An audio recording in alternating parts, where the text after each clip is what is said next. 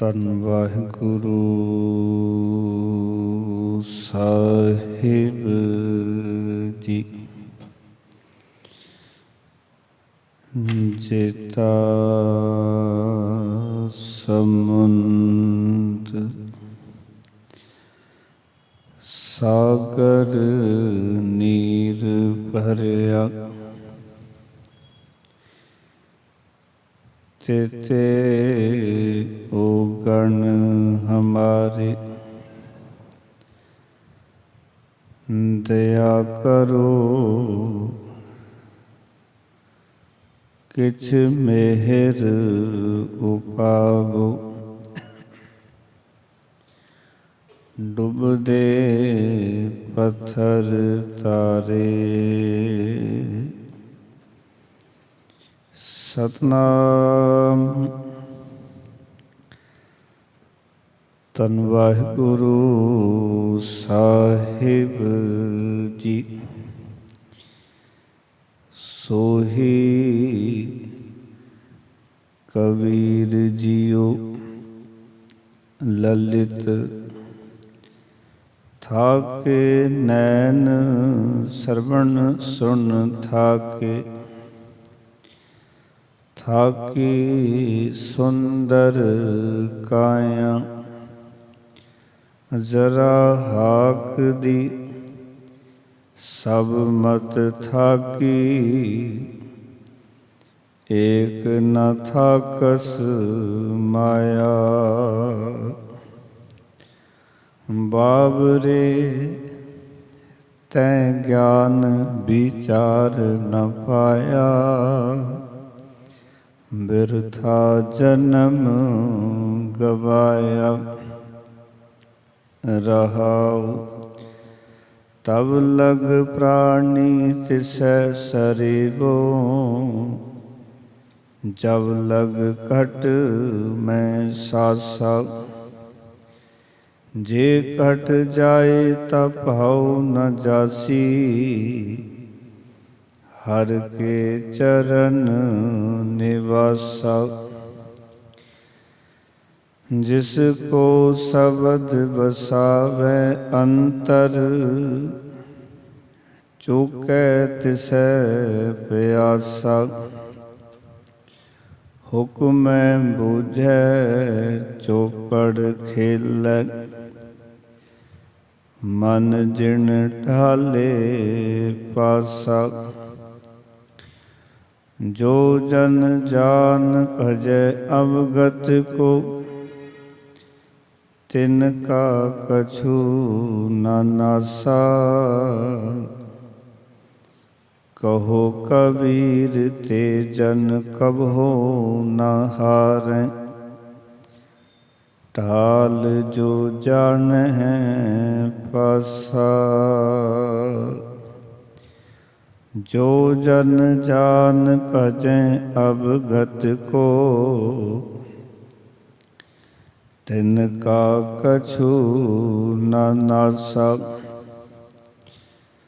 कहो कबीर ते जन कभो न हारैं, ढाल जो जानहै पासा।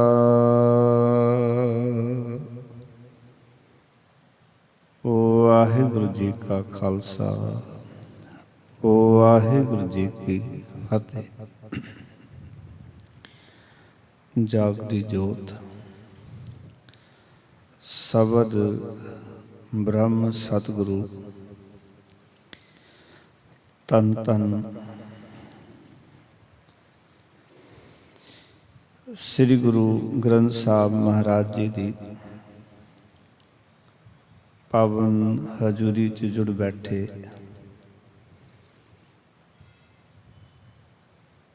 गुरु प्यारे गुरु सवारे सतसंगी जनों। सतगुरां ने अपार कृपा की। संध्या वेले दे सजे दीवाना च रब्बी बाणी का कीर्तन बड़े प्रेम नाल आप जियां ने सरवण किया है। आओ ये वेला गुरबाणी विचार दा है।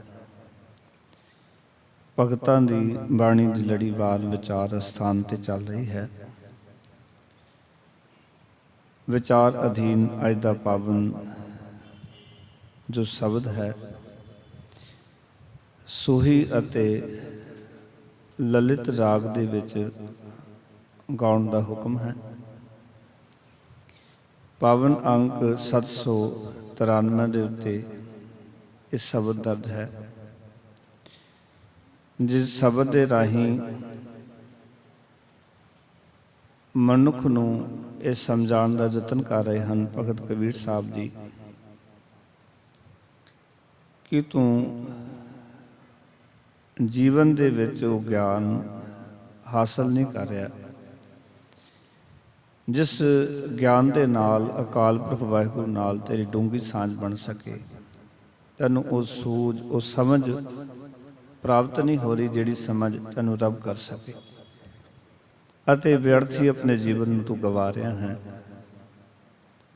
ਇਸ ਤਰ੍ਹਾਂ ਦੀ ਵਿਚਾਰ ਪਾਵਨ ਸ਼ਬਦ ਦੇ ਵਿੱਚ ਭਗਤ ਕਬੀਰ ਸਾਹਿਬ ਜੀ ਨੇ ਰੱਖੀ ਹੈ। ਆਓ ਇਸ ਵਿਚਾਰ ਨੂੰ ਵਿਚਾਰਨ ਤੋਂ ਪਹਿਲਾਂ ਮਨੋਵਰਤੀਆਂ ਇਕਾਗਰ ਕਰੋ। ਪ੍ਰੇਮ ਸਹਿਤ ਸਾਹਿਬਾਂ ਦੇ ਚਰਨਾਂ ਝੁਕਾਓ ਸੀਸ। ਗੁਰ ਮੰਤਰ ਦੀ ਸਾਂਝ ਕਰੋ। ਪਿਆਰ ਨਾਲ ਆਖੋ ਜੀ ਸਤਨਾਮ ਸ੍ਰੀ ਵਾਹਿਗੁਰੂ। ਫਿਰ ਕਰੋ ਕਿਰਪਾ ਸਤਨਾਮ ਸ੍ਰੀ ਵਾਹਿਗੁਰੂ।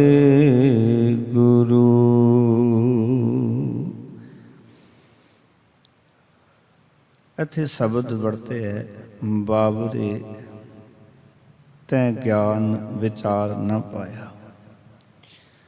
ਬਾਬਰੇ ਦਾ ਅਰਥ ਹੁੰਦਾ ਹੈ ਝੱਲਾ ਮਨੁੱਖ, ਕਮਲਾ ਮਨੁੱਖ, ਪਾਗਲ ਮਨੁੱਖ।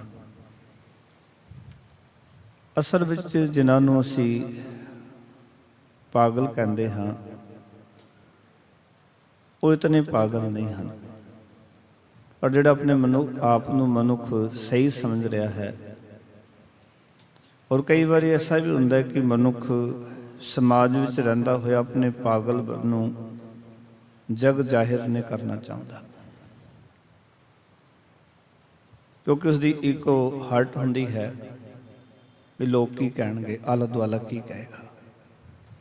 ਪਰ ਕਈ ਵਾਰੀ ਅਸੀਂ ਵੇਖਦੇ ਹਾਂ ਕਿ ਮਨੁੱਖ ਦਾ ਪਾਗਲਪਨ ਉਸਦੇ ਬੋਲਾਂ ਤੋਂ, ਉਸਦੇ ਬਚਨਾਂ ਤੋਂ ਜਗ ਜ਼ਾਹਰ ਹੋ ਜਾਂਦਾ ਹੈ।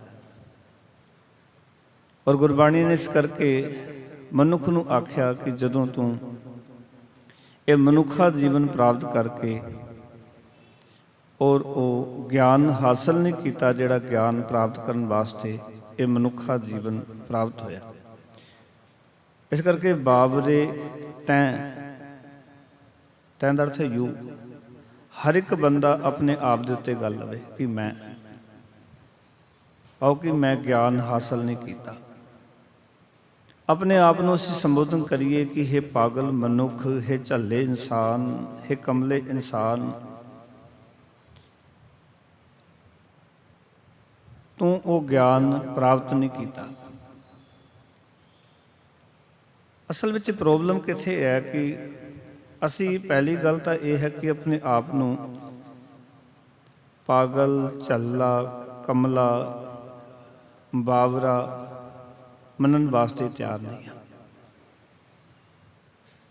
ਅਸੀਂ ਆਪਣੇ ਆਪ ਨੂੰ ਸਿਆਣਾ, ਸੂਝਵਾਨ, ਪੜ੍ਹਾ ਲਿਖਾ ਇਹਨਾਂ ਲਫ਼ਜ਼ਾਂ ਦੇ ਨਾਲ ਆਪਣੇ ਆਪ ਨੂੰ ਜੋੜ ਕੇ ਰੱਖਦੇ ਹਾਂ। ਔਰ ਇਸ ਕਰਕੇ ਸਾਡੇ ਜੀਵਨ ਵਿੱਚ ਅਗਿਆਨਤਾ ਜਿਹੜੀ ਉਹ ਵੱਧਦੀ ਚਲੀ ਜਾਂਦੀ ਹੈ। ਜਦੋਂ ਤੱਕ ਜੀਵਨ 'ਚ ਵਿਚਾਰ ਨਹੀਂ ਆਏਗੀ, ਕਹਿੰਦੇ ਹਮ ਨਹੀਂ ਚੰਗੇ ਬੁਰਾ ਨਹੀਂ ਕੋਏ, ਪ੍ਰਣਵਤ ਨਾਨਕ ਤਾਰੇ ਸੋਏ। ਅਸੀਂ ਚੰਗੇ ਨਹੀਂ ਹਾਂ ਤੇ ਸੰਸਾਰ ਦੇ ਵਿੱਚ ਕੋਈ ਬੁਰਾ ਨਹੀਂ ਹੈ। ਪਰ ਉਲਟਾ ਹੋ ਰਿਹਾ ਕਿ ਮੈਂ ਚੰਗਾ, ਬਾਕੀ ਤਾਂ ਸਾਰੇ ਬੁਰੇ ਨੇ, ਮੇਰੇ ਕਰਮ ਚੰਗੇ ਹਨ। ਮੈਂ ਤਾਂ ਪਾਠ ਵੀ ਕਰਦਾ ਹਾਂ, ਮੈਂ ਗੁਰਦੁਆਰੇ ਵੀ ਜਾਂਦਾ ਹਾਂ, ਦਾਨ ਪੁੰਨ ਵੀ ਕਰਦਾ ਹਾਂ, ਸੇਵਾ ਵੀ ਕਰਦਾ ਹਾਂ, ਮੈਂ ਚੰਗਾ, ਆਈ ਐਮ ਗੁੱਡ। ਅਸੀਂ ਕਹਿੰਦੇ ਵੀ ਬਿਲਕੁਲ ਮੈਂ ਠੀਕ ਹਾਂ, ਹੈ ਜੀ। ਅਸੀਂ ਕਹਿੰਦੇ ਦੂਜੇ ਮਾੜੇ ਨੇ, ਮੈਂ ਤਾਂ ਚੰਗਾ। और गुरबाणी कह रही है कि तू कभी अपने अंदर झाती मार के वेख, अंदर विचार करके वेख। जदों अंदर असीं विचारांगे असीं कहांगे कि हम नहीं चंगे, बुरा नहीं कोई, असीं चंगे नहीं हैं, पर संसार में कोई बुरा भी नहीं है। जदों सानू लगेगा भी असीं चंगे नहीं हाँ, फिर असीं चंगे बनन वास्ते यतन करांगे। चंगे किवें बनिया जांदा है? चंगे बनन वास्ते सानू की करना पएगा? साडे अंदर विचार का जन्म होएगा भी असीं चंगे बणीए, चंगे हाँ नहीं। क्योंकि जदों असीं अपने अंदर ये गल समझ के बैठे हैं कि मैं तो ठीक हाँ, और मैं ये गल एग्री कर गया भी मैं ठीक हाँ, मैनू किसी कोल पुछण की लोड़ नहीं, समझण की लोड़ नहीं, किसी ज्ञान की मैनू जरूरत नहीं। जदों मनुख इस ईगो दे विच जिंदा है, फिर ऐसे मनुख नूं भगत कबीर साहब जी कमला कह के संबोधन कर रहे हैं। और आखिर ने हे कमले मनुख, तू सारी उम्र व्यर्थ गवा लई, तू परमात्मा नाल जान पहचान करन दी जिहड़ी सूझ है वो प्राप्त नहीं की। बाबरे तैं ज्ञान विचार ना पाया, व्यर्था जन्म गवाया। व्यर्थ दा तां बेअर्थ।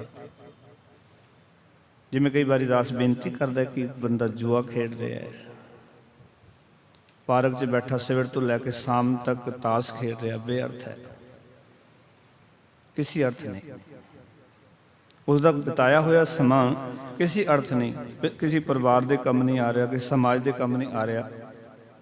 सवेर तो लैके शाम तक उसने वो समा बर्बाद कर लिया।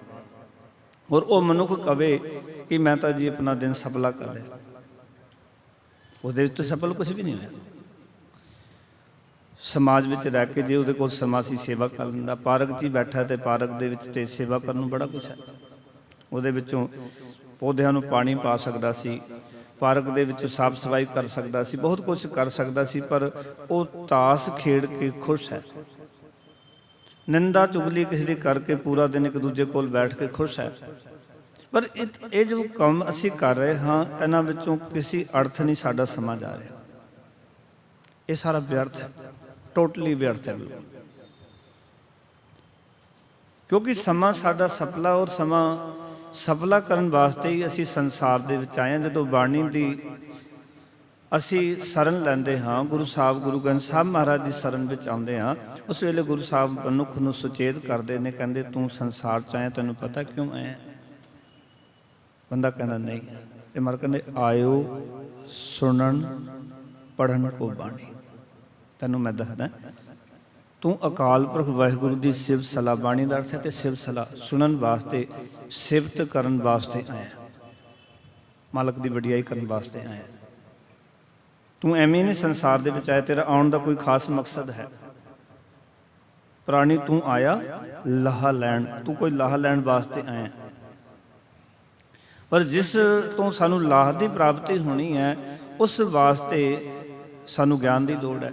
कोई भी लाह खटदा, ज्ञान तो बिना लाह नहीं खटिया जाता। जिहड़े लोग दुनियावी तौर पर दास बेनती करे, ये लोग कमाइयां करते हैं, उन्हां दे पिछे ज्ञान काम करता है।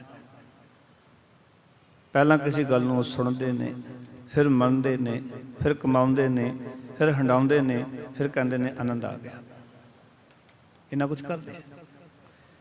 जपजी साहब का सार देख ली तो यही कुछ है, चार पौड़ियां सुनन दियां, मनन दियां, कमाउण दियां, हंडाउण दियां, आनंद तक। पर रोज़ पढ़न तो बाद भी साडे पल्ले कितना कु आनंद है, ये सानू समझना चाहिए भी असी रोज़ जपजी साहब पढ़ते हाँ, गुरु साहब जी की गल सुनते हाँ, कितनी सुन के कितनी मननी, कितनी कमाई, कितनी पिंडे ते हंडाई, प्रैक्टिकल विच कितना कु आया गुरु का ज्ञान।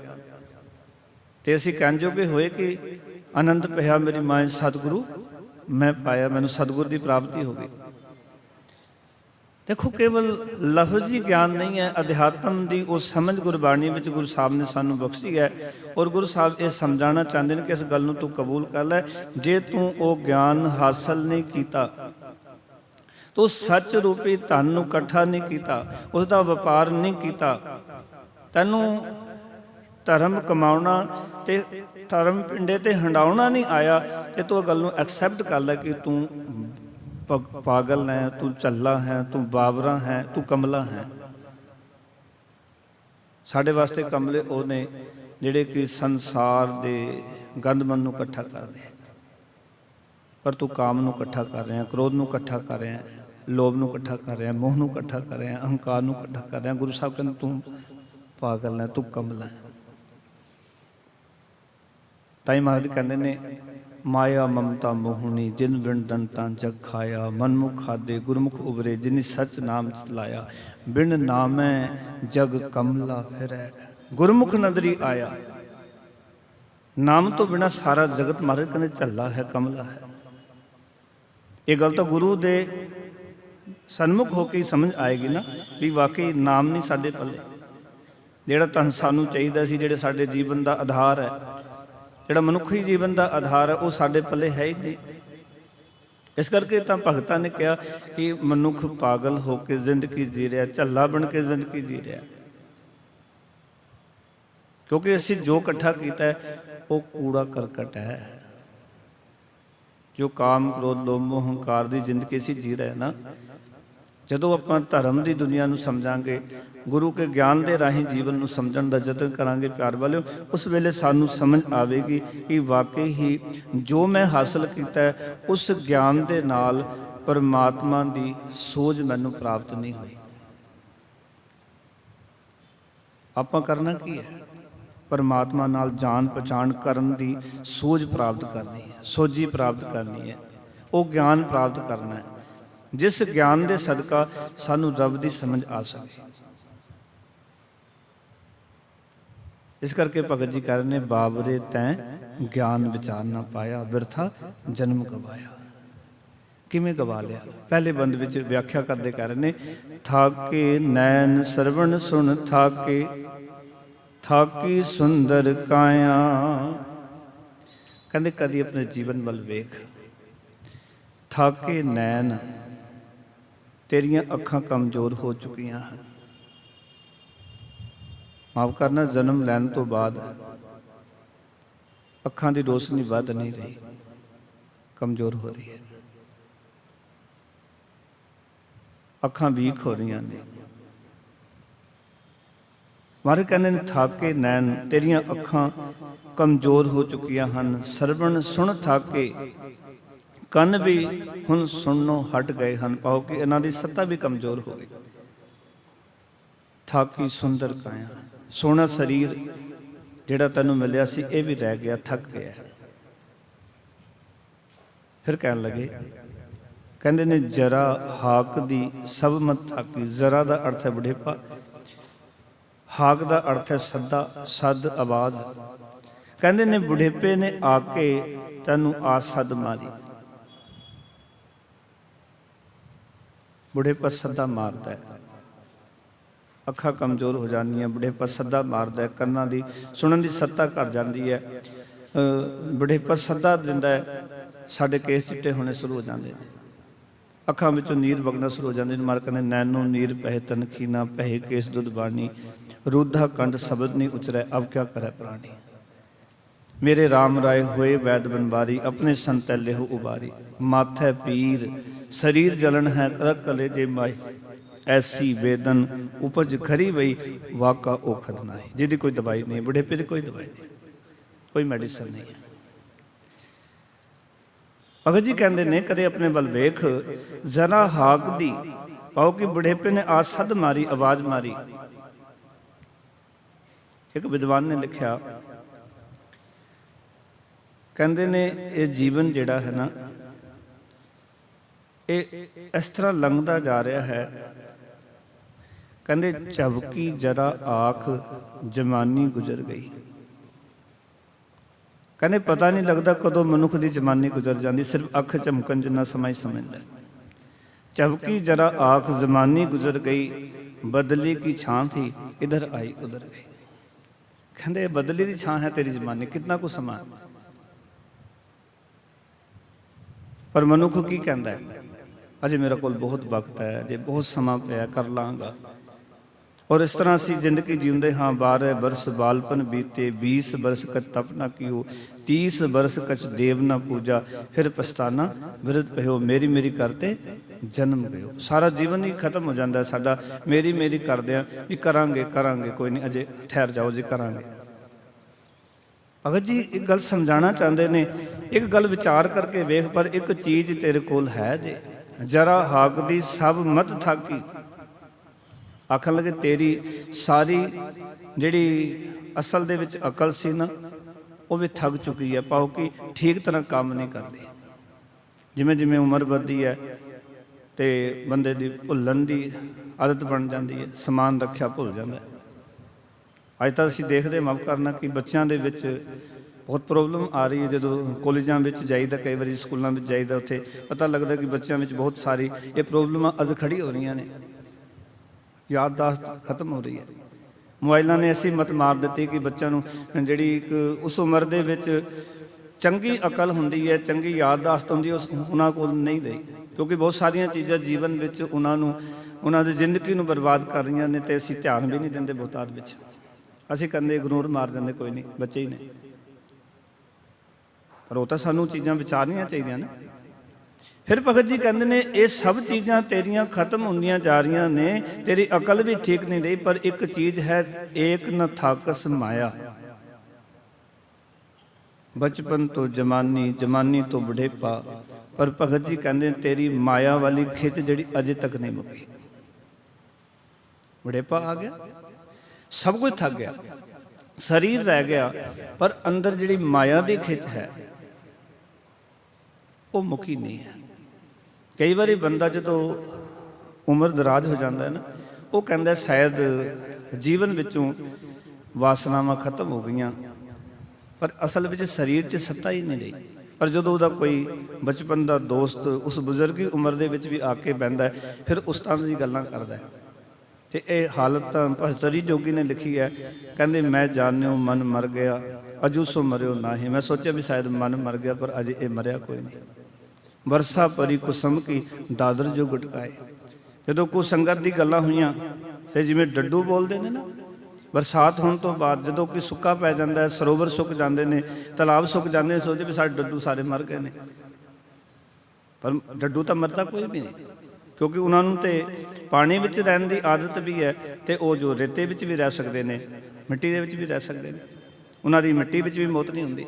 पर आम बंदा सोचता भी शायद इतने डड्डू अगे बोलते सन, तो हुण बरसात होने तो पहला जो देखते हैं भी डड्डुआं की आवाज़ा नहीं बंद होगी, शायद सारे मर गए। पर तरी जोगी कहता है कि मैं जान्यो मन मर गयो, अजो सो मरियो ना है। अजे मन मरिया नहीं है। मैं सोचा भी शायद मन मर गया, कि जिवें कई बार आप संगत में बहते हैं, गुरमुखां कोल बहते हैं, बाणी पढ़ते हैं, सोचते भी शायद मन हुण कंट्रोल च आ गया, काबू च आ गया, गल निबेड़ा हो गया।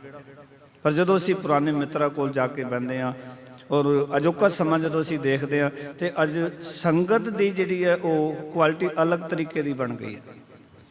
पुरातन संगत बंदे बंदे की हुंदी सी, हुण संगत बंदे की नहीं, हुण मोबाइल की संगत आ गई, हुण टीवी की संगत आ गई, हुण संगत का सिस्टम चेंज हो चुका। मता समझो कि कोई बंदा जे भैड़े बंदे नहीं बैठा तो वह भैड़ा नहीं है, क्योंकि वो भैड़ियां आदतां या भैड़ियां चीज़ां वो गलत तरीके नाल वो गलत संगत दे विच बैठ के उस संगत का मतलब जो रुझान चेंज हो चुका है। अज बंदा बंदे कोल नहीं बैठ रहा, पर पहले नालों बंदा ज़्यादा होर पासे जा चुका है, उसका जीवन होर पासे जा रहा, बर्बादी वाले पासे जा रहा।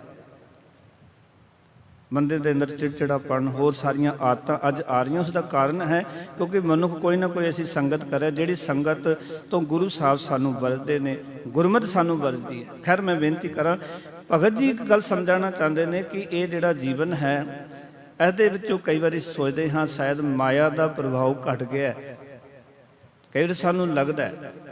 पर यह उन्ना चिर ही है कि जिन्ना चिर असी सत्संगत कर रहे हाँ, गुरुद्वारे आ रहे हाँ, बाणी पढ़ रहे हाँ। तो कई बार तो लोग आके मैनू कहते हैं संगत विचों ही भी बाणी पढ़ते हैं, तो बाणी पढ़ते पढ़ते भी मन टिक नहीं रहा, होर पासे जाई जाता है। और मैं इस गल नूं इस तरह समझना, भावें बहुत सारे कथावाचक कहते हैं भी मन नहीं टिक रहा, इस मतलब थोड़ी मैल कटी जा रही है, ये गल नहीं है। ਆਪਾਂ ਕਈ ਵਾਰੀ ਨਾ ਹੋਰ ਤਰੀਕੇ ਨਾਲ ਬਿਆਨੀ ਕਰਦੇ ਹਾਂ, ਉਸ ਨੂੰ ਆਪਣੇ ਢੰਗ ਦੇ ਨਾਲ ਗਲਤ ਬਿਆਨੀ ਕਰਦੇ ਹਾਂ। ਪਰ ਸੱਚ ਇਹ ਹੈ ਕਿ ਸਾਡੇ ਅੰਦਰ ਜੇ ਸਾਡਾ ਮਨ ਨਹੀਂ ਟਿਕ ਰਿਹਾ ਤਾਂ ਸਾਡਾ ਮਨ ਦੇ ਵਿੱਚ ਮੈਲ ਹੈ।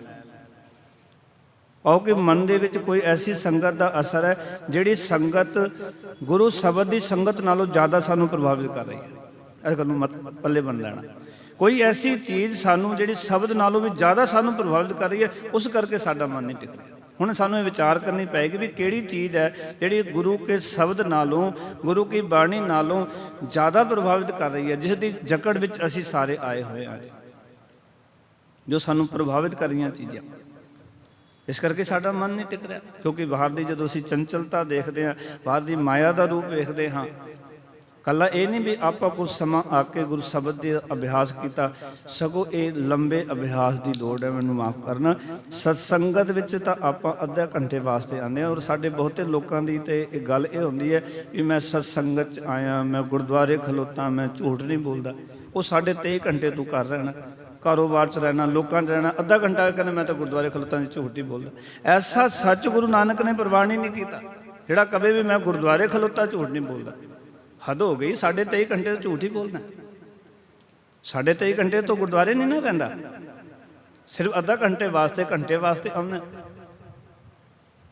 ਇਸ ਕਰਕੇ ਭਰਤਰੀ ਜੋਗੀ ਦੇ ਬਚਨ ਬੜੇ ਕਾਰਗਰ ਨੇ। ਕਹਿੰਦੇ ਮੈਂ ਜਾਣਿਓ ਮਨ ਮਰ ਗਿਓ, ਅਜੋ ਸੋ ਮਰਿਓ ਨਾਹੀਂ। ਕਹਿੰਦੇ ਵਰਖਾ ਪਰੀ ਕੁਸੰਗ ਕੀ ਦਾਦਰ ਜੋ ਗਟਕਾਏ। ਜਿਵੇਂ ਹੀ ਬਰਸਾਤ ਸ਼ੁਰੂ ਹੋਈ ਤੇ ਜਿਵੇਂ ਡੱਡੂ ਬੋਲਣਾ ਸ਼ੁਰੂ ਕਰ ਦਿੰਦੇ, ਇਸ ਤਰ੍ਹਾਂ ਹੀ ਸਾਡਾ ਜਿਹੜਾ ਮਨ ਹੈ ਜਿਵੇਂ ਹੀ ਮਾਇਆ ਦਾ ਪ੍ਰਭਾਵ ਦੇ ਨੇੜੇ ਜਾਂਦਾ ਹੈ, ਇਹ ਵੀ ਬੋਲਣਾ ਸ਼ੁਰੂ ਕਰ ਦਿੰਦਾ ਹੈ। ਇਹ ਵੀ ਜਿਹੜੇ ਨਸ਼ੇ ਛੱਡੇ ਸਨ ਉਹ ਫਿਰ ਕਰਨੇ ਸ਼ੁਰੂ ਕਰ ਦਿੰਦਾ ਹੈ। ਜਿੰਨਾ ਭੈੜੇ ਕੰਮਾਂ ਚੋਂ ਨਿਕਲਿਆ ਸੀ ਫਿਰ ਉਹਨਾਂ ਵਿੱਚ ਚਲਾ ਜਾਂਦਾ। ਇੱਕ ਬੰਦੇ ਨੇ ਅੰਮ੍ਰਿਤ ਛਕ ਲਿਆ, ਉਹਦੇ ਘਰੋਂ ਬੀਬੀ ਜੀ ਦਾ ਫੋਨ ਆਇਆ ਕਿ ਅੰਮ੍ਰਿਤ ਛਕਿਆ ਸੀ, ਆ ਕੇ ਇਹਨਾਂ ਨੂੰ ਸਮਝਾਓ। ਉਦਾਸ ਗਿਆ। ਮੈਂ ਪੁੱਛਿਆ ਵੀ ਤੈਨੂੰ ਕੀ ਹੋਇਆ, ਚੰਗਾ ਭਲਾ ਤੂੰ 2-2.5 ਸਾਲ ਬੜਾ ਵਧੀਆ ਬਾਣੀ ਪੜ੍ਹਦਾ ਰਿਹਾ, ਗੁਰਦੁਆਰੇ ਪੂਰਾ ਨੇਮ ਨਾਲ ਆਉਂਦਾ ਰਿਹਾ ਤੇ ਬੜਾ ਵਧੀਆ ਚੱਲਦਾ ਰਿਹਾ, ਤੇ ਅੱਜ ਕੀ ਹੋਇਆ? ਮਾਮੇ ਆ ਗਏ ਸਨ, ਬੋਤਲ ਲੈ ਆਏ, ਖੋਲ ਲਈ, ਬੈਠ ਗਏ, ਕਿਰਪਾਨ ਲਵਾ ਦਿੱਤੀ। ਗੁਰੂ ਦੇ ਕਹਿਣ ਤੋਂ ਤੂੰ ਕਿਰਪਾਨ ਪਾਈ ਸੀ, ਔਰ ਜੋ ਹੁਣ ਮਾਮਿਆਂ ਦੇ ਕਹਿਣ ਤੋਂ ਤੂੰ ਕਿਰਪਾਨ ਪਾਸੇ ਰੱਖ ਕੇ ਸ਼ਰਾਬ ਦੀ ਬੋਤਲ ਲੈ ਕੇ ਬਹਿ ਗਿਆ। ਉਹਦੇ ਘਰ ਵਾਲੇ ਨੇ ਮੈਨੂੰ ਫੋਨ ਕੀਤਾ, ਵੀਰ ਜੀ ਆਓ ਥੋੜ੍ਹਾ ਇਹਨਾਂ ਨੂੰ ਸਮਝਾਓ। ਚੰਗਾ ਭਲਾ ਘਰ ਦਾ ਮਾਹੌਲ ਵਧੀਆ ਸੀ। ਜਦੋਂ ਤੋਂ ਹੁਣ ਇਹ 4 ਦਿਨ ਤੋਂ ਇਹ ਕੰਮ ਕਰ, ਰੋਜ਼ ਇੱਥੇ ਲੜਾਈ ਹੁੰਦੀ ਘਰ 'ਚ, ਕਿਉਂਕਿ ਕਲੇਸ਼ ਦੀ ਜੜ ਤਾਂ ਹੈ ਹੀ ਹੈ। ਜਿਤ ਪੀਤਾ ਮਤ ਦੂਰ ਹੋਏ, ਵਰਲ ਪਵੈ ਵਿੱਚ ਆਏ, ਆਪਣਾ ਪਰਾਇਆ ਨਾ ਪਛਾਣਾ ਹੀ, ਖਸਮੋਂ ਧੱਕੇ ਖਾਏ। ਗੁਰੂ ਸਾਹਿਬ ਨੇ ਤਾਂ ਸਬਕ ਲਿਖ ਦਿੱਤਾ ਵੀ ਆਪਣੇ ਪਰਾਏ ਦੀ ਪਹਿਚਾਣ ਹੀ ਨਹੀਂ ਹੁੰਦੀ ਬੰਦੇ ਨੂੰ, ਵੀ ਮੇਰੇ ਬੱਚੇ ਕੌਣ ਨੇ, ਮੇਰੀ ਪਤਨੀ ਕੌਣ ਹੈ, ਉਹਨੂੰ ਕੋਈ ਮਤਲਬ ਨਹੀਂ, ਉਹਨੂੰ ਆਪਣੇ ਪੀਣ ਖਾਣ ਨਾਲ ਮਤਲਬ ਹੈ। ਮੈਂ ਜਾ ਕੇ ਗੱਲਬਾਤ ਕੀਤੀ, ਕਹਿੰਦਾ ਜੀ ਮੈਂ ਹੁਣ ਨਾ ਛੱਡ ਨਹੀਂ ਸਕਦਾ, ਹੱਦ ਹੋ ਗਈ। 2-2.5 ਸਾਲ ਤੂੰ ਹੱਥ ਨਹੀਂ ਲਾਇਆ। ਕਹਿੰਦਾ ਹੁਣ ਮੈਂ ਛੱਡ ਨਹੀਂ ਸਕਦਾ। 4 ਦਿਨ ਮਾਮੇ ਤੇਰੇ ਕੋਲ ਆ ਕੇ ਬਹਿ ਗਏ, ਆਪਣੇ ਕੋਲੋਂ ਤੈਨੂੰ ਪਿਲਾਉਂਦੇ ਰਹੇ, ਤੇ ਹੁਣ 4 ਦਿਨ ਤੋਂ ਤੂੰ ਮਾਮਿਆਂ ਨੂੰ ਪਿਲਾ ਰਿਹਾ। ਇਹੀ ਹੁੰਦਾ ਨਾ, ਜਿਹੜੇ ਲੋਕਾਂ ਨੇ ਤੁਹਾਨੂੰ ਗਲਤ ਪਾਸੇ ਲੈ ਕੇ ਜਾਣਾ, ਪਹਿਲਾਂ ਉਹ ਆਪਣੇ ਕੋਲੋਂ ਤੁਹਾਨੂੰ ਨਸ਼ਾ ਕਰਾਉਣਗੇ। ਪਹਿਲਾਂ ਤੁਹਾਡੇ ਕੋਲੋਂ ਨਹੀਂ ਕੁਝ, ਤੁਹਾਨੂੰ ਲੱਗੇਗਾ ਵੀ ਹਾਂ ਇਹ ਵਧੀਆ ਕੰਮ ਹੈ, ਵੀ ਫਰੀ ਦੀਆਂ ਮਿਲ ਰਹੀਆਂ ਚੀਜ਼ਾਂ ਆਪਾਂ ਭੋਗ ਲਈਏ। ਔਰ ਇਹ ਰਿਸ਼ਤੇ ਕਿੱਦਾਂ ਨੇ? ਜਿਚਰ ਪੈਨਣ ਖਾਵਨੇ, ਤਿਚਰ ਰੱਖਣ ਗੰਢ, ਜਿਸ ਦਿਨ ਕਛੂ ਨਾ ਹੋਵੇ ਤਿਤ ਦਿਨ ਬੋਲਣ ਗੰਧ। ਜਿਸ ਦਿਨ ਤੇਰੇ ਕੋਲ ਕੁਛ ਨਹੀਂ ਹੋਏਗਾ ਉਹਨਾਂ ਤੈਨੂੰ ਗਾਲਾਂ ਕੱਢਣੀਆਂ, ਤੂੰ ਤੇ ਬੜਾ ਬੰਦਾ ਖਰਾਬ ਹੈ, ਤੂੰ ਤਾਂ ਬੜਾ ਕੰਜੂਸ ਬੰਦਾ ਹੈ, ਤੂੰ ਤੇ ਕੋਈ ਪੈਸੇ ਕੱਢ ਕੇ ਰਾਜੀ ਨਹੀਂ, ਤੂੰ ਬਿਲਕੁਲ ਵੀ ਕਿੱਦਾਂ ਦਾ ਬੰਦਾ। ਭਗਤ ਜੀ ਕਹਿੰਦੇ ਨੇ ਦੇਖੋ ਸਾਰੀਆਂ ਚੀਜ਼ਾਂ ਬੰਦੇ ਦੀ ਥੱਕ ਜਾਂਦੀਆਂ, ਪਰ ਮਾਇਆ ਦੀ ਖਿੱਚ ਮੁੱਕਦੀ ਨਹੀਂ ਜੀਵਨ ਵਿੱਚ। ਇਹ ਖਿੱਚ ਇੱਦਾਂ ਹੀ ਬਣੀ ਰਹਿੰਦੀ ਹੈ।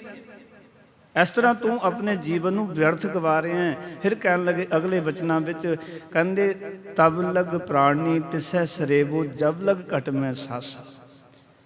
ਬੰਦਾ ਕਹਿ ਨਾ ਵੀ ਮੈਂ ਬੜੀ ਉਮਰ ਹੋ ਗਈ ਨਾਮ ਜਪਦਿਆਂ, ਤੇ ਹੁਣ ਤਾਂ ਮੇਰਾ ਮਨ ਭਗ ਗਿਆ, ਅਭਿਆਸੀ ਬਣ ਗਿਆ ਮੈਂ, ਹੁਣ ਮੈਨੂੰ ਨਿਤਨੇਮ ਦੀ ਲੋੜ ਨਹੀਂ, ਹੁਣ ਬਾਣੀ ਪੜ੍ਹਨ ਦੀ ਲੋੜ ਨਹੀਂ। ਭਗਤ ਜੀ ਕਹਿੰਦੇ ਨੇ ਜਦੋਂ ਤੱਕ ਤੇਰੇ ਘਟ ਵਿੱਚ ਸਵਾਸ ਹਨ, ਪਾਓ ਕਿ ਆਖਰਲੇ ਦਮ ਤੱਕ, ਕਹਿੰਦੇ ਉਦੋਂ ਤੱਕ ਉਸ ਅਕਾਲ ਪੁਰਖ ਵਾਹਿਗੁਰੂ ਦੇ ਨਾਮ ਨੂੰ ਸਿਮਰ। ਜਦੋਂ ਤੱਕ ਪ੍ਰਾਣ ਤੇਰੇ ਵਿੱਚ ਚੱਲ ਰਹੇ ਹਨ, ਉਹਨਾਂ ਚਿਰ ਉਸ ਪ੍ਰਭੂ ਦਾ ਸਿਮਰਨ ਕਰਦੇ ਰਹੋ, ਉਹਨੂੰ ਯਾਦ ਕਰਦੇ ਰਹੋ। ਪਤਾ ਨਹੀਂ ਨਾ ਜੀਵਨ ਵਿੱਚ ਕਿਹੜਾ ਸਮਾਂ ਆਵੇ, ਕਿਸ ਵੇਲੇ ਅਸੀਂ ਡੋਲ ਜਾਈਏ।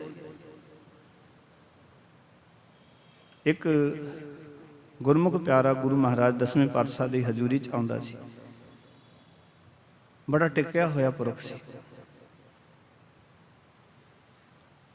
ਗੁਰੂ ਸਾਹਿਬ ਦੀ ਸੰਗਤ ਦਾ ਬੜਾ ਉਸਨੇ ਆਨੰਦ ਮਾਣਿਆ ਜੀਵਨ ਦੇ ਵਿੱਚ। ਔਰ ਜਿਹੜੇ ਗੁਰੂ ਸਾਹਿਬ ਜੀ ਨੇ ਨਿਰਮਲੇ ਥਾਪੇ, ਉਹਨਾਂ ਦੇ ਵਿੱਚੋਂ ਉਸਨੇ ਗਿਆਨ ਹਾਸਲ ਕੀਤਾ। ਕਾਂਸੀ ਵਿੱਚ ਜਾ ਕੇ ਵੀ ਉੱਥੇ ਜਾ ਕੇ ਗਿਆਨ ਲੈ ਕੇ ਆਇਆ, ਗਿਆਨ ਪ੍ਰਾਪਤ ਕੀਤਾ। ਬੜਾ ਟਿਕਿਆ ਹੋਇਆ ਪੁਰਖ ਸੀ।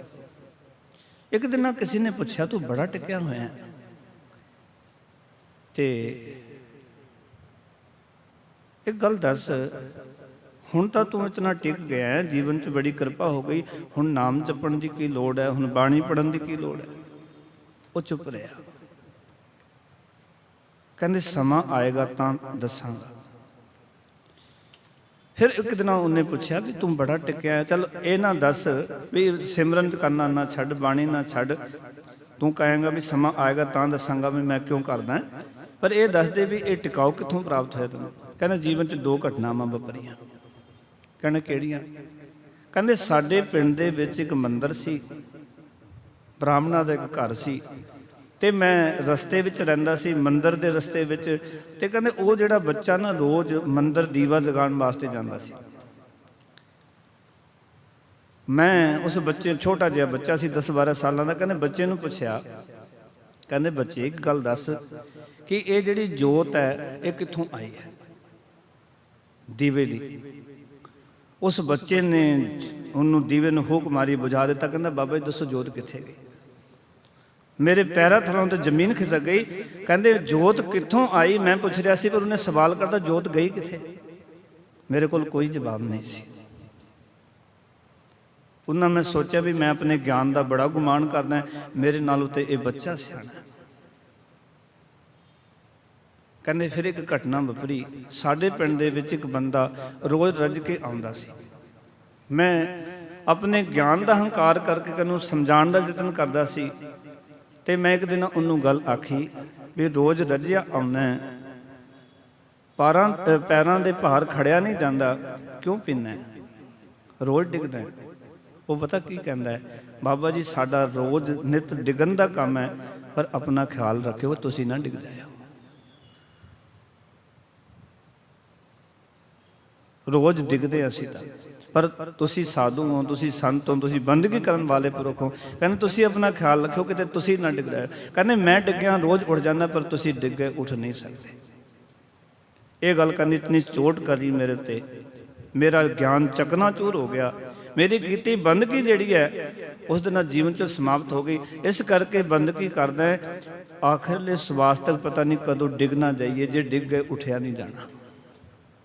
ਔਰ ਇਸ ਕਰਕੇ ਮੈਂ ਕਹਿੰਦਾ ਕਿ ਉਸ ਦਿਨਾਂ ਦੱਸਾਂਗੇ ਜਿਸ ਦਿਨਾਂ ਜਗਤ ਤੋਂ ਜਾਣ ਦਾ ਸਮਾਂ ਹੋਏਗਾ ਵੀ ਹੁਣ ਅਕਾਲ ਪੁਰਖ ਨੇ ਕਿਰਪਾ ਕੀਤੀ, ਗੁਰੂ ਨੇ ਰੱਖ ਲਈ ਹੈ।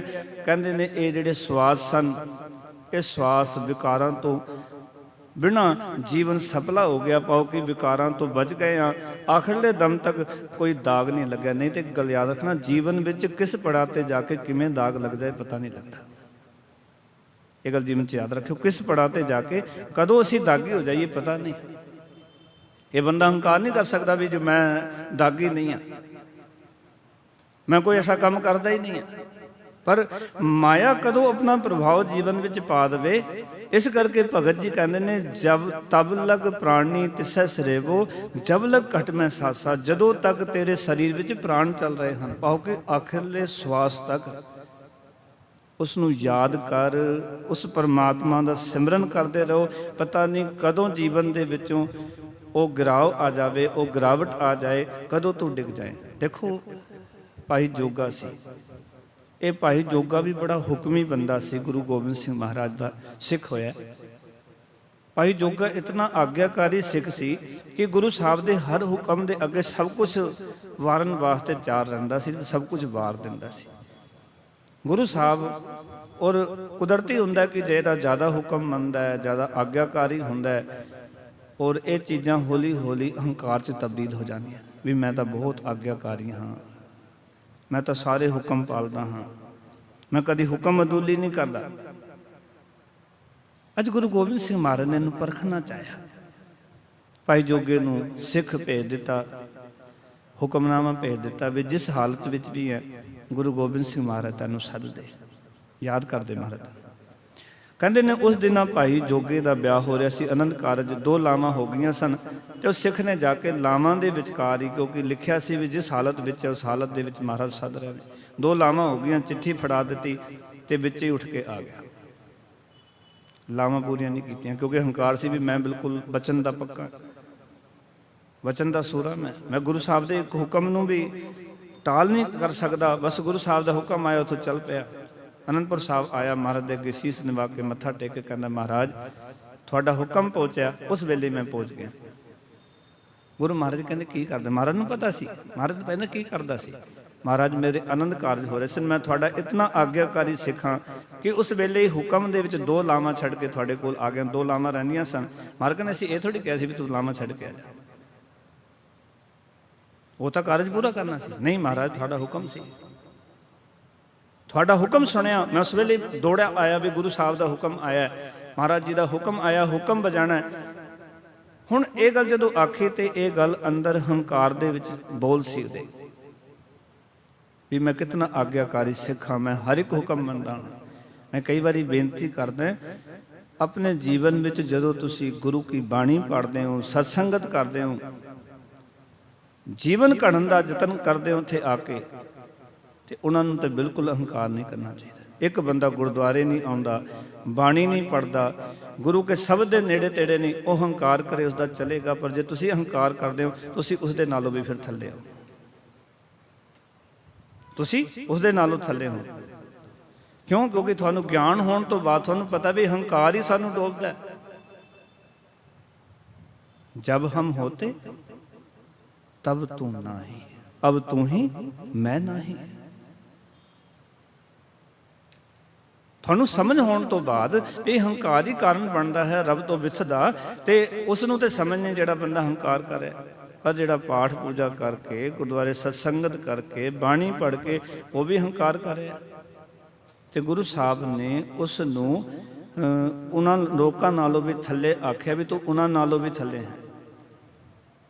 ਤਾਂ ਹੀ ਤਾਂ ਮਹਾਰਾਜ ਨੇ ਬਾਣੀ ਵਿੱਚ ਸ਼ਬਦ ਲਿਖੇ ਨੇ, ਕਹਿੰਦੇ ਨੇ ਮਾਨ ਮੁਨੀ ਮੁਨਵਰ ਗਲੇ ਮਾਨ ਸਭੈ ਕੋ ਗਾਏ। ਵੱਡੇ ਵੱਡੇ ਮੁਨੀ ਜਨ ਕਲ ਗਏ, ਮਾਨ ਸਾਰਿਆਂ ਨੂੰ ਖਾ ਜਾਂਦਾ ਹੈ। ਜੋ ਕਿ ਉਹਨਾਂ ਨੂੰ ਲੋਕ ਮੁਨੀ ਕਹਿੰਦੇ ਸਨ, ਗਿਆਨੀ ਕਹਿੰਦੇ ਸਨ, ਧਿਆਨੀ ਕਹਿੰਦੇ ਸਨ। ਗੁਰੂ ਸਾਹਿਬ ਕਹਿੰਦੇ ਨੇ ਪਰ ਉਹ ਇਸ ਮਾਣ ਵਿੱਚ ਗਲ ਗਏ, ਅਹੰਕਾਰ ਕੀਤਾ। ਗੁਰੂ ਸਾਹਿਬ ਨੇ ਤਾਂ ਪਰਖ ਕਰਨੀ ਸੀ, ਭੇਜ ਦਿੱਤਾ ਵੀ ਜਾ ਆਨੰਦ ਕਾਰਜ ਕਰ, ਉਹ ਕੰਮ ਪੂਰਾ ਕਰ। ਹੁਣ ਗਿਆ ਅਨੰਦਪੁਰ ਸਾਹਿਬ ਤੋਂ ਸ਼ਾਮ ਹੋ ਗਈ, ਰਾਤ ਪੈ ਗਈ। ਹੁਸ਼ਿਆਰਪੁਰ ਦੇ ਕੋਲ ਪਹੁੰਚਦਾ ਹੈ, ਉੱਥੇ ਕੋਈ ਵੇਸਵਾ ਦਾ ਘਰ ਹੈ, ਉੱਥੇ ਬਾਰ-ਬਾਰ ਜਾਂਦਾ ਹੈ। ਮਨ ਵਿੱਚ ਵਾਸਨਾ ਜਾਗ ਗਈ, ਵਿਕਾਰ ਜਾਗ ਗਏ, ਪਿਆਰ ਵੱਲੋਂ ਸੱਚ ਜਾਣਨਾ। ਕਹਿੰਦੇ ਨੇ ਜਦੋਂ ਅੱਗੇ ਵੱਧਦਾ ਹੈ, ਗੁਰੂ ਸਾਹਿਬ ਜੀ ਅੱਗੇ ਨਜ਼ਰ ਆਉਂਦੇ ਨੇ। ਇੱਕ ਮੈਂ ਇੱਥੇ ਬੇਨਤੀ ਕਰਾਂ, ਇਸ ਦਾ ਅਰਥ ਹੈ ਕਿ ਗੁਰੂ ਸਾਹਿਬ ਜੀ ਦਾ ਵਿਚਾਰ ਦਾ ਬੀਜ ਅੰਦਰ ਪਿਆ ਹੋਇਆ ਹੈ। ਜਿਹੜਾ ਬਾਣੀ ਦਾ ਬੀਜ ਹੈ ਨਾ, ਅੰਦਰ ਪਿਆ ਹੋਇਆ। ਜਦੋਂ ਤੁਹਾਡੇ ਅੰਦਰ ਬਾਣੀ ਜੀਵਨ 'ਚ ਹੋਏਗੀ, ਤੁਸੀਂ ਕਿਸੇ ਗਲਤ ਪਾਸੇ ਜਾਣ ਦਾ ਯਤਨ ਕਰੋਗੇ, ਬਾਣੀ ਤੁਹਾਨੂੰ ਰੋਕੇਗੀ ਵੀ ਮਿੱਤਰਾ ਕਿੱਧਰ ਚੱਲ ਰਿਹਾ। ਗੁਰੂ ਸਾਹਿਬ ਨੇ ਤੇ ਇਹ ਪੜ੍ਹਾਇਆ, ਜਿਸ ਬਾਣੀ ਨੂੰ ਤੂੰ ਪੜ੍ਹਦਾ ਉਹ ਤੇ ਇਹ ਕਹਿੰਦੀ ਹੈ। ਇਸ ਕਰਕੇ ਕਈ ਵਾਰੀ ਦਾਸ ਬੇਨਤੀ ਕਰਦਾ, ਕੁਝ ਪੰਕਤੀਆਂ ਘਰ ਵਿੱਚ ਲਿਖ ਕੇ ਰੱਖਿਆ ਕਰੋ ਕਿ ਅਨ ਕਾਏ ਰਾਤੜੀਆ ਵਾਟ ਦੁਹੇਲੀ ਰਾਮ, ਪਾਪ ਕਮਾਵੰਦਿਆਂ ਤੇਰਾ ਕੋਏ ਨਾ ਵੇਲੀ ਰਾਮ। ਲਿਖ ਕੇ ਰੱਖਿਆ ਕਰੋ। ਨਿਮਖ ਕਾਮ ਸਵਾਦ ਕਾਰਨ ਕੋਟ ਦਿਨਸ ਦੁਖ ਪਾਵੇ। ਤੂੰ ਡੋਲਣ ਲੱਗੇ, ਉਹ ਪੰਕਤੀ ਜਦੋਂ ਲਿਖੀ ਦੇਖੇ ਤਾਂ ਤੇਰਾ ਮਨ ਡੋਲਣ ਵਾਲੀ ਅਵਸਥਾ ਤੋਂ ਜਿਹੜਾ ਹੈ ਉਹ ਦੂਰ ਚਲਾ ਜਾਏ। ਇਹ ਡੋਲਣ ਲੱਗਾ, ਪੂਰੀ ਰਾਤ ਕੰਨੇ ਇਸ ਤਰ੍ਹਾਂ ਚੱਲਦਾ ਰਿਹਾ। ਬਾਰ-ਬਾਰ ਇਹ ਜਾਂਦਾ, ਗੁਰੂ ਸਾਹਿਬ ਅੱਗੇ ਖੜੇ ਨਜ਼ਰ ਆਉਂਦੇ ਨੇ। ਸਵੇਰ ਹੋਈ, ਵਾਪਸ ਅਨੰਦਪੁਰ ਸਾਹਿਬ ਆ ਗਿਆ, ਮਹਾਰਾਜ ਨੂੰ ਮੱਥਾ ਟੇਕਿਆ। ਸੱਚੇ ਪਾਤਸ਼ਾਹ ਬਹੁਤ ਵੱਡੀ ਗਲਤੀ ਹੋ ਗਈ, ਮਹਾਰਾਜ ਮੇਰੇ ਗੁਨਾਹ ਮਾਫ ਕਰ ਦਿਓ। ਮਹਾਰਾਜ ਕਹਿੰਦੇ ਕੀ ਹੋਇਆ? ਮਹਾਰਾਜ ਮੈਂ ਹੰਕਾਰ ਕੀਤਾ ਸੀ ਨਾ ਕਿ ਮੈਂ ਬੜਾ ਹੁਕਮੀ ਹਾਂ, ਤੁਹਾਡੀ ਆਗਿਆ ਚੱਲਣ ਵਾਲਾ ਹਾਂ, ਪਰ ਮੇਰਾ ਮਨ ਤਾਂ ਉੱਥੇ ਜਾ ਕੇ ਡੋਲ ਗਿਆ। ਤੁਸੀਂ ਕਿਰਪਾ ਕਰੋ ਮਹਾਰਾਜ ਵੀ ਮੈਂ ਅਡੋਲ ਜੀਵਨ ਜੀਵਾਂ। ਦੇਖੋ, ਡਿਗਣ ਡੋਲਾ ਤੋਲੋ ਜੋ ਮਨ ਕੇ ਭਰਮਾ। ਮਨ 'ਚ ਕੋਈ ਭਰਮ ਪੈਦਾ ਹੋ ਜਾਏ ਨਾ ਤੇ ਬੰਦਾ ਡਿੱਗਦਾ ਵੀ ਡੋਲਦਾ ਵੀ ਹੈ। ਡਿਗਣ ਡੋਲਾ ਤੋਲੋ ਜੋ ਮਨ ਕੇ ਭਰਮਾ। ਔਰ ਗੁਰੂ ਕੀ ਕਰਦਾ? ਗੁਰੂ ਅਗਿਆਨਤਾ ਕਰ ਦਿੰਦਾ ਹੈ, ਗੁਰੂ ਬੰਦੇ ਨੂੰ ਸਾਵਧਾਨ ਕਰ ਦਿੰਦਾ ਹੈ। ਤੇ ਉਸ ਵੇਲੇ ਜੀਵਨ ਵਿੱਚੋਂ ਕੀ ਹੁੰਦਾ ਹੈ? ਉਹ ਡਿੱਗਣ ਡੋਲਣ ਵਾਲੀ ਜਿਹੜੀ ਬਿਰਤੀ ਉਹ ਖਤਮ ਹੋ ਜਾਂਦੀ ਹੈ। ਬੰਦਾ ਨਾ ਡਿੱਗਦਾ, ਡਿੱਗਾ ਨਾ ਡੋਲਦਾ। ਦ੍ਰਿੜ ਕਰ ਰਹੋ ਪੂਰਨ ਹੋਏ ਤ੍ਰਿਪਤਾਨੀ। ਪੂਰਨ ਤੌਰ ਤੋਂ ਤ੍ਰਿਪਤ ਹੋ ਜਾਂਦਾ ਹੈ, ਉਸ ਨੂੰ ਸਮਝ ਆ ਜਾਂਦੀ ਨਹੀਂ ਜੀਵਨ ਜਿਹੜਾ ਹੈ ਅਡੋਲ ਰਹਿ ਕੇ ਜੀਣ ਦਾ ਆਨੰਦ ਹੈ। ਡੋਲਣ ਵਾਲਾ ਬੰਦਾ ਕਦੀ ਸੁਖੀ ਨਹੀਂ ਰਹਿੰਦਾ, ਅਡੋਲ ਬੰਦਾ ਹੀ ਹਮੇਸ਼ਾ ਸੁਖੀ ਰਹਿੰਦਾ ਜ਼ਿੰਦਗੀ 'ਚ। ਇਸ ਕਰਕੇ ਇੱਕ ਅਰਦਾਸ ਕਰਦਾ ਸਿੱਖ, ਡੰਡੋਤ ਬੰਦਨ ਅਨੇਕ ਵਾਰ, ਸਰਬ ਕਲਾ ਸਮਰੱਥ, ਡੋਲਨ ਤੇ ਰਾਖੋ ਪ੍ਰਭੂ, ਨਾਨਕ ਦੇ ਕਰ ਹੱਥ। ਸੱਚੇ ਪਾਤਸ਼ਾਹ ਆਪਣਾ ਹੱਥ ਦੇ ਕੇ ਮੈਨੂੰ ਡੋਲਣ ਤੋਂ ਬਚਾ ਲੈ, ਮੈਂ ਕਦੀ ਡੋਲਾਂ ਨਾ ਜੀਵਨ ਵਿੱਚ। ਭਗਤ ਜੀ ਕਹਿੰਦੇ ਨੇ ਜਦੋਂ ਤੱਕ ਤੇਰੇ ਘਟ ਦੇ ਅੰਦਰ ਸਵਾਸ ਨੇ ਨਾ, ਆਖਿਰਲੇ ਦਮ ਤੱਕ ਉਸ ਪਰਮਾਤਮਾ ਦੀ ਬੰਦਗੀ ਨਹੀਂ ਛੱਡਣੀ। ਫਿਰ ਕਹਿਣ ਲੱਗੇ, ਕਹਿੰਦੇ ਜੇ ਘਟ ਜਾਏ ਤਾਂ ਭਾਉ ਨਾ ਜਾਸੀ, ਹਰ ਕੇ ਚਰਨ ਨਿਵਾਸਾ। ਕਹਿੰਦੇ ਜੇ ਤੇਰਾ ਸਰੀਰ ਚਲਾ ਜਾਏ, ਪਾਓ ਕਿ ਉਸ ਨਾਲ ਇਤਨਾ ਪਿਆਰ ਬਣਾਓ, ਪਰਮੇਸ਼ਰ ਨਾਲ, ਗੁਰੂ ਨਾਲ ਇਤਨਾ ਪਿਆਰ ਬਣਾਓ। ਕਹਿੰਦੇ ਜੇ ਸਰੀਰ ਵੀ ਨਾਸ ਹੋ ਜਾਏ ਤਾਂ ਉਸ ਨਾਲ ਪਿਆਰ ਨਾ ਘਟੇ। ਇਹ ਤਾਂ ਹੀ ਹੋਏਗਾ ਜੇ ਸਾਡਾ ਪਿਆਰ ਬਣਿਆ ਹੋਏਗਾ। ਕਿਤਨਾ ਕੋ ਪਿਆਰ ਹੋਏਗਾ। ਭਾਈ ਮਤੀ ਦਾਸ ਜੀ ਨੂੰ ਪੁੱਛੋ ਵੀ ਤੁਹਾਡਾ ਸਰੀਰ ਦੋ ਫਾੜ ਹੋ ਗਿਆ ਪਰ ਤੁਹਾਡੇ ਹਿਰਦੇ ਵਿੱਚ ਤੋਂ ਜਪਜੀ ਸਾਹਿਬ ਦੀ ਆਵਾਜ਼ ਆਉਂਦੀ। ਇਹ ਤਾਂ ਭਾਈ ਮਨੀ ਸਿੰਘ ਨੂੰ ਪੁੱਛੋ, ਤੁਹਾਡੇ ਬੰਦ ਕੱਟੇ ਗਏ, ਤੁਹਾਡੇ ਜੀਵਨ 'ਚੋਂ ਜਪਜੀ ਸਾਹਿਬ ਬੋਲਦਾ। ਕਿੰਨਾ ਕੋ ਪਿਆਰ। ਇਤਨਾ ਪਿਆਰ ਬਣਾਓ ਕਿ ਸਰੀਰ ਚਲਾ ਜਾਏ ਪਰ ਉਹ ਪਿਆਰ ਘਟੇ ਨਾ। ਭਗਤ ਜੀ ਕਹਿੰਦੇ ਨੇ ਪ੍ਰਭੂ ਦੇ ਚਰਨਾਂ ਵਿੱਚ ਤੇਰਾ ਮਨ ਟਿਕਿਆ ਰਹੇ ਆਖਿਰਲੇ ਦਮ ਤੱਕ। ਔਰ ਜਿਨ੍ਹਾਂ ਨੇ ਇਤਨੀ ਵੱਡੀਆਂ ਵੱਡੀਆਂ ਸਾਥਾਂ ਦਿੱਤੀਆਂ ਨੇ, ਉਹਦੇ ਪਿੱਛੇ ਕਾਰਨ ਵੀ ਇਹ ਸੀ ਕਿ ਉਹਨਾਂ ਦਾ ਇਤਨਾ ਪਿਆਰ ਸੀ ਰੱਬ ਦੇ ਨਾਲ, ਗੁਰੂ ਨਾਲ, ਕਿ ਉਹਨਾਂ ਨੇ ਜੀਵਨ ਤਾਂ ਆਪਣਾ ਕੁਰਬਾਨ ਕਰ ਦਿੱਤਾ ਪਰ ਉਹਨਾਂ ਦੇ ਪਿਆਰ ਦੇ ਵਿੱਚ ਕੋਈ ਕਮੀ ਨਹੀਂ ਆਈ। ਭਗਤ ਕਬੀਰ ਸਾਹਿਬ ਜੀ ਗੱਲ ਕਹਿੰਦੇ ਨੇ, ਕਹਿੰਦੇ ਕਰਵਤ ਭਲਾ ਨਾ ਕਰਵਟ ਤੇਰੀ, ਲਾਗ ਗਲੇ ਸੁਣ ਬੇਨਤੀ ਮੇਰੀ, ਹੋਂ ਵਾਰੀ ਮੁਖ ਫੇਰ ਪਿਆਰੇ, ਕਰਵਤ ਦੇ ਮੁਕੋ ਕਾਹੇ ਕੋ ਮਾਰੇ। ਸੱਚੇ ਪਾਤਸ਼ਾਹ ਸਿਰ ਤੇ ਆਰਾ ਚੱਲ ਜਾਏ ਮੈਨੂੰ ਪਰਵਾਹ ਨਾ, ਪਰ ਤੇਰੀ ਪਿੱਠ ਚੰਗੀ ਨਹੀਂ ਹੈ, ਤੇਰੀ ਪਿੱਠ ਨਹੀਂ ਹੋਣੀ ਚਾਹੀਦੀ। ਆਰਾ ਸਿਰ ਤੇ ਚੱਲ ਜਾਏ, ਪਾਓ ਦੁੱਖ ਜੀਵਨ 'ਚ ਆ ਜਾਣ, ਮੈਨੂੰ ਕੋਈ ਪਰਵਾਹ ਨਹੀਂ, ਪਰ ਤੂੰ ਮੇਰੇ ਵੱਲ ਹੋਵੇਂ। ਇਹ ਗੱਲ ਯਾਦ ਰੱਖਣਾ, ਜੇ ਰੱਬ ਜੀ ਦਾ ਹੱਥ ਸਾਡੇ ਉੱਤੇ ਦੁੱਖ ਵੀ ਆ ਜਾਣਗੇ ਉਹ ਟਿਕ ਨਹੀਂ ਸਕਦੇ, ਕਿਉਂਕਿ ਗੁਰੂ ਦੀ ਕਿਰਪਾ ਵਰਤ ਰਹੀ ਜੀਵਨ 'ਚ, ਅਕਾਲ ਪੁਰਖ ਦੀ ਬਖਸ਼ਿਸ਼ਾਂ ਵਰਤ ਰਹੀਆਂ ਨੇ। ਦੁੱਖ ਆਏਗਾ, ਉਹਨੂੰ ਜਦ ਥਾਂ ਨਹੀਂ ਮਿਲੇਗੀ ਉਹਨੇ ਚਲੇ ਜਾਣਾ।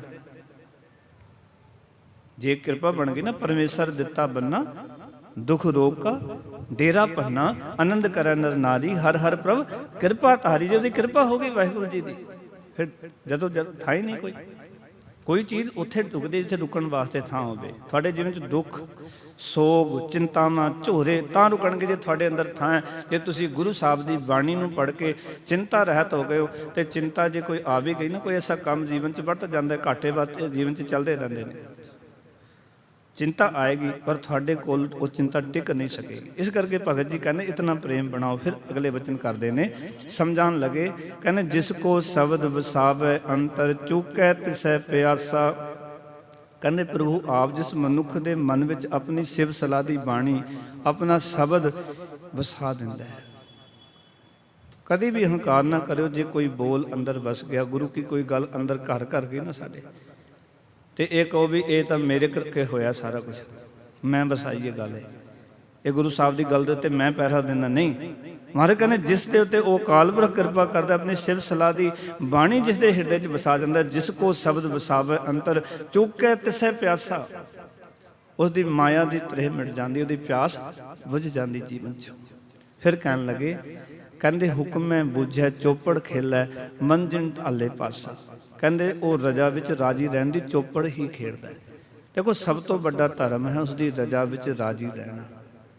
ਇਹ ਹੀ ਨਹੀਂ ਹੁੰਦਾ ਸਾਡੇ ਕੋਲ। ਬਾਕੀ ਤਾਂ ਅਸੀਂ ਦਾਨ ਪੁੰਨ ਵੀ ਕਰ ਲੈਂਦੇ ਹਾਂ, ਸੇਵਾ ਵੀ ਕਰ ਲੈਂਦੇ ਹਾਂ, ਬਾਣੀ ਵੀ ਪੜ੍ਹ ਲੈਂਦੇ ਹਾਂ, ਨਿਤਨੇਮ ਵੀ ਕਰ ਲੈਂਦੇ ਹਾਂ, ਹੋਰ ਕੋਈ ਕੰਮ ਕਵੇ ਅਸੀਂ ਉਹ ਵੀ ਕਰ ਲੈਂਦੇ ਹਾਂ। ਕੋਈ ਕਵੇ ਛਬੀਲ ਲਾਓ ਉਹ ਵੀ ਲਾ ਦਿੰਦੇ ਹਾਂ, ਕੋਈ ਕਵੇ ਦੁੱਧ ਲਿਆਓ ਅਸੀਂ ਦੁੱਧ ਵੀ ਲਿਆਉਂਦੇ ਹਾਂ।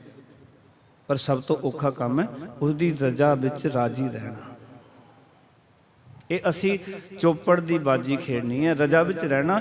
ਕਹਿੰਦੇ ਚੋਪੜ ਖੇਡਦਾ ਹੈ ਜੋ ਮਨ ਨੂੰ ਜਿੱਤ ਕੇ ਪਾਸਾ ਸੁੱਟਦਾ ਹੈ। ਮਨ ਜਿਨ ਢਾਲੇ ਪਾਸਾ, ਪਾਓ ਮਨ ਨੂੰ ਜਿੱਤਣਾ। ਇਹ ਉਸ ਲਈ ਇੱਕ ਚੋਪੜ ਦੀ ਖੇਡ ਦਾ ਪਾਸਾ ਸੁੱਟਣਾ ਹੈ। ਜਿਵੇਂ ਚੋਪੜ ਦੀ ਇੱਕ ਹੀ ਪਾਸੇ ਵਿੱਚ ਸਾਰੀ ਚੋਪੜ ਦੀ ਖੇਡ ਸਮਾਪਤ ਹੋ ਜਾਂਦੀ ਹੈ। ਸਾਡਾ ਮਨ ਐਸੀ ਚੋਪੜ ਖੇਡੀਏ ਜੀਵਨ ਦੀ ਕਿ ਇਹ ਮਨ ਇੱਕ ਹੀ ਸ਼ਬਦ ਦੇ ਨਾਲ ਟਿਕ ਜਾਏ। ਗੁਰਬਾਣੀ ਦਾ ਇੱਕ ਅੱਖਰ ਪੜ੍ਹੀਏ ਉਸ ਵੇਲੇ ਮਨ 'ਚ ਟਿਕਾਓ ਪੈਦਾ ਹੋ ਜਾਏ। ਜਦੋਂ ਗੁਰਬਾਣੀ ਦੇ ਨੇੜੇ ਨੂੰ ਲੰਘੀਏ ਨਾ, ਗੁਰਬਾਣੀ ਦੀ ਗੱਲ ਚੱਲਦੀ ਹੋਵੇ, ਉਦੋਂ ਹੀ ਮਨ ਟਿਕ ਜਾਏ। ਇਹ ਸਮਝ ਲਓ ਕਿ ਅਸੀਂ ਆਪਣੇ ਜੀਵਨ ਵਿੱਚ ਚੋਪੜ ਦਾ ਪਾਸਾ ਖੇਡ ਲਿਆ, ਔਰ ਕਿ ਉਸਦੀ ਰਜਾ ਵਿੱਚ ਰਾਜੀ ਰਹਿਣ ਦਾ ਸਲੀਕਾ ਸਿੱਖ ਲਿਆ ਸੀ ਜੀਵਨ ਦੇ ਵਿੱਚ। यीशु की रजा में रहना आरंभ कर दिता। फिर कहन लगे, कहते जो जन जान भजै अवगत को तिनका कछु न नासा। जो मनुख प्रभु नाल सांझ बना के उस अदृष्ट अवगत का अर्थ है जिहड़ा दिखाई नहीं देता, उसनूं जिहड़ा सिमरदा है, रब दिखाई नहीं देता, ना दिख सकता है, ना साडे कोल वो अखां हन। भाई गुरदास जी कहते देखने को दृष्ट ना दृष्ट दिखाए वे को, कैसे परै दर्शन देखिए दिखाइए। तेरे कोल ना देखण वालियां अखां ने, ना कोई तैनूं दिखा सकता है, तो फिर परमात्मा के दर्शन तैनूं किवें कराइए? उन्होंने देखने वास्ते तो अख चाहिए, साडे कोल वो अख है नहीं जिहड़ी अख चाहिए है। नानक से अखड़ियां बियन जिन्हां दिसंदो मां परी, वो अखां होर ने जिन्हां तो रब जी दिसदे हन, वो साडे कोल है नहीं। इस करके कहन लगे, कहते जो मनुख प्रभु नाल सांझ बना के अदृष्ट नूं सिमरदे हन ते वो की करदे हन, तिनका कछु ना नासा। उन्हां दा जीवन अजाई नहीं जाता, उन्हां दा कुछ भी नाश नहीं हुंदा। जिहड़े रब नूं सिमरदे उन्हां सारा जीवन सफला हो जाता है। भावें अज जुड़ जाओ पहला जीवन भी सफला हो जाएगा, भावें 70 साल की उम्र जुड़ जाओ पहला जीवन भी सफला हो जाएगा। उन्हां दा कुछ नाश नहीं हुंदा जिहड़े रब नाल जुड़ जाते हैं। ये भी दास बेनती करे कि गुरबाणी ने सानू बड़े मौके दिते ने, गुरबाणी ने गुरु साहब जी की विचारता ने सानू बड़े मौके दिते। एक शब्द जो तुसीं पढ़दे हो, महाराज कहंदे ने, कहंदे ना हर भजियो ना गुरजन सेवियो नह उपजियो कछ ज्ञाना घट ही माहे निरंजन तेरा तैं खोजत उद्याना। मर कहंदे बहुत जन्म परमत तैं हारियो अस्थिर मत नहीं पाई। तू टिका वाली मत हासिल नहीं की, बंदा निराश हो जाता है, वाकई मैंने तो प्राप्त नहीं हुई। मैं कहंदे निराश ना हो, मानस दे पाए पद हर भज, अजे भी मौका तेरे कोल, मनुखा दे तेरे कोल है ना, तो हुणे भजना शुरू कर दे। जे हुण तक नहीं भजया, चंगे काम नहीं किते, अज तो शुरू कर ले, कोई गल नहीं। गुरबाणी नहीं कहती पहला तू चंगे काम नहीं किते, माड़े काम किते तू कर ही नहीं सकता, ऐसी गल नहीं है। यही तो गुरु साहब ने साढ़े उत्ते कृपा की है भी चल कोई नहीं, पहला नहीं किते, अज तो शुरू कर ले। पिछले ओ गुण बख्श ले प्रभ आगे मार्ग पावे। पिछले ओ गुण सारे गुरु बख्श दिंदा, जो किया कोई गल नहीं, छड़ अज तो सही पासे लग जा। गुरबाणी ने यह नहीं कहा, आखिरले श्वास तक भी महाराज मौका देंदे है भी तू आखिरले श्वास तक किते अपने जीवन को सफला करने वास्ते यतन कर।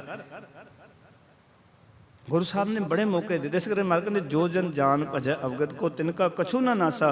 कहते उन्होंने जिंदगी अजाई नहीं जाती। कहो कबीर ते जन कबहू ना हारै ढाल जो जाने पासा। हे कबीर आख जो मनुख सिमरन रूप पासा सुटना जानते हैं, और सिमरन करना जानते हैं, रब की रजा विच रहना जानते हैं, वो जिंदगी की बाजी कभी नहीं हारते। वो अपनी जिंदगी की बाजी को सफली कर लेंगे, वो कभी हार के नहीं जाते। कई बार होंगे ना, तुम वेखते हो जो कई बार फुटबाल का मैच वेखिए तो कई बार लगता भी ये टीम हार रही है, पर पता लगता भी वो तो जित गए। कई बार क्रिकेट के मैच में होंगे कि ये टीम हार रही है, पता लगता वो तो जित गई। लास्ट ओवर दे विच सारी गेम चेंज हो जाती है। जिंदगी के पता नहीं किस पड़ाव से साड़ी जिंदगी की गेम चेंज हो जाए पता नहीं है। इस करके सिमरन के नाल जुड़े रहो। भगत जी कहते सिमरन तो बिना मनुखा जीवन की जिहड़ी बाजी प्राप्त हुई है ये बंदा हार जाना है। तो जे तू सिमरन करें तो फिर माया के मोह तो तू बच जाएगा, नहीं तो माया का मोह तो दिनों दिन वधदा ही जा रहा है। ये वासनावां वधियां ही जा रही ने। जे तू इन्हों घटाना चाहुंदा है तो एक ही तरीका है, फिर उसकी याद विच जिंदगी जीनी शुरू कर, जिहड़ा रब की याद च रहिंदा है। मैं इसनूं इस तरह समझना, जो गल समझ दसदे आई है कि जो तुहाडे जीवन च ये रूहानी विचार चल पैंदी है ना, फिर जिहड़ी विचारां दुख देण वालियां उन्हां दी तुहाडे जीवन च कोई थां नहीं रहिंदी।